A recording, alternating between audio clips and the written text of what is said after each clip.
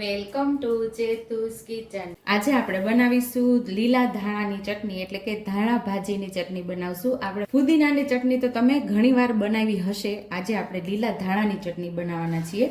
તો એના માટે આપણે અહીંયા લીલા ધાણા લઈ લીધા છે। એક બંચ આપણે લીલા ધાણા એટલે કે ધાણા ભાજી લઈ લીધી છે, અને 7 થી 8 આપણે સૂકા મરચા ડીટીયા કાઢીને લઈ લીધા છે। એક આપણે નાની વાટકી જેટલા તલ એટલે કે 4 ચમચી જેટલા તલ છે સફેદ, અને અહીંયા 2 મુઠ્ઠી જેટલા માંડવીના દાણા લીધા છે। 2 લસણના ગાંઠિયા ફોલી લીધા છે। એક લીંબુ છે। મસાલાની અંદરથી જે મસાલાની જરૂર પડશે એનો ઉપયોગ કરશું। મીઠું અને તેલ ઉમેરી અને ટેસ્ટી એવી ચટણી આપણે આજે તૈયાર કરવાના છીએ। તો પહેલા આપણે એક નાના ચમચા જેટલું તેલ ઉમેરશું। આ માંડવીનું તેલ છે, તો આપણે એક નાના ચમચા જેટલું તેલ ઉમેરી દીધું છે। આપણા તેલ અહીંયા આખું ગરમ થઈ ગયું છે, તો માંડવીના દાણા ઉમેરી દેશું।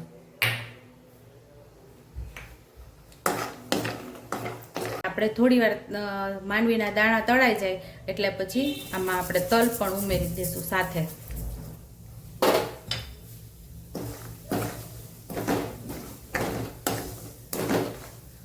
તલ અને માંડવીના બી આપણે ઉમેરી દીધા છે।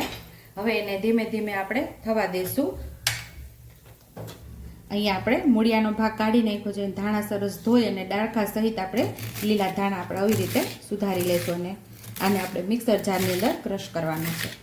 રફલી આપણે એને ચોપ કરી લેવાના છે, એટલે કે રફલી આપણે સુધારી લેવાના છે, પછી આને સાતળવાના છે।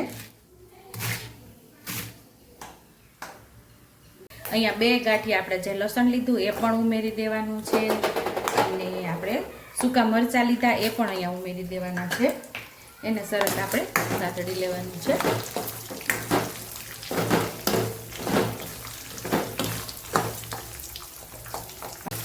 તલ અને માંડવીના દાણા એકદમ સરસ શેકાઈ જવા જોઈએ।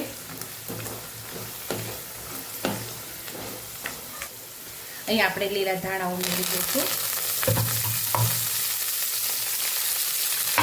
કારણ કે આપણે ધાણાની ચટણી બનાવવાની છે, તો એકદમ ઝાઝા આપણે લીલા ધાણા ઉમેરવાના અહીંયા, અને સાતળી લેવાનું છે આપણે।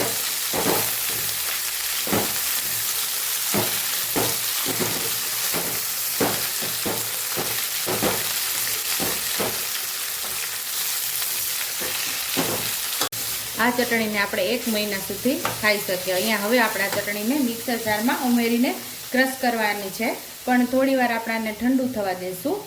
અહીંયા આપણે સ્વાદ મુજબ મીઠું ઉમેરી દેશું, અને આપણે જે લીંબુ લીધું છે એ આખું લીંબુ ઉમેરી દેશું। અહીંયા આપણે આખા લીંબુનો ઉપયોગ કરીએ છીએ। તમારી પાસે લીંબુ ન હોય તો લીલી આંબલી આવે છે, જે ખાટી આંબલી, એ પણ ઉમેરી શકો છો। એ પણ ન હોય તો જે સૂકી આંબલી આવે છે, આપણે જે રેગ્યુલર ચટણી બનાવીએ છીએ એ આંબલી થોડી તમે ઉમેરી શકો છો। જેટલી ખટાશ તમને ફાવતી હોય એ પ્રમાણે આંબલી પણ અહીંયા તમે ઉમેરી શકો છો।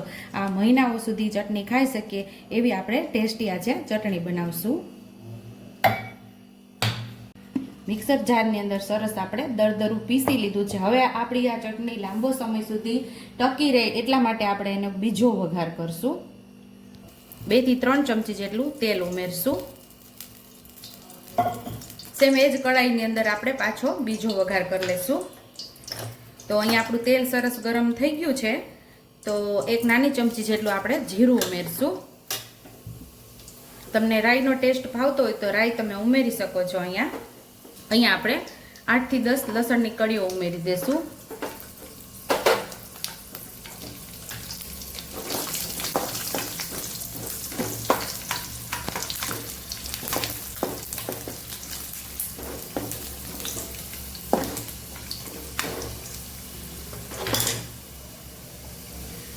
અહીંયા આપણે હવે લસણની કળીઓ સતળાઈ ગઈ છે।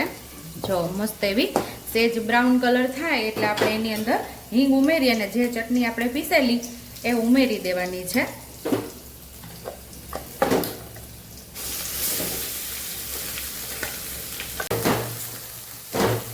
આપણા જે ધાણા ભાજીને બધું પીસેલું એની અંદર જે ભેજનો ભાગ એટલે કે જે પાણી બચેલું હોય એ બળી ન જાય ને ત્યાં સુધી આપણે આ ચટણીને સાતળવાની છે।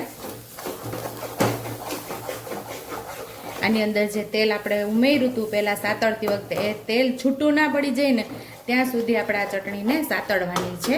ગળપણ માટે આપણે અહીંયા ખાંડ ઉમેરશું. ખાંડ અથવા તો સાકર અથવા તો ગોળ પણ તમે ઉમેરી શકો છો. તો અહીંયા 2 ચમચી જેટલી આપણે ખાંડ ઉમેરશું.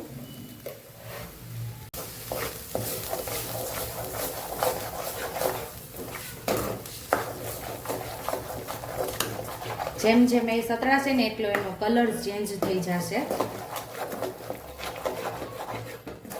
જો સતળાતા ચટણીનો કલર ચેન્જ થવા લાગ્યો છે. જેટલું અંદર પાણી હતું એ બળી ગયું છે. એટલે આ ચટણી લાંબો સમય ટકી રહે. આપણે જે પાછું તાતડી લઈએ એટલે જે પાણી થયું હોય એ બળી જાય.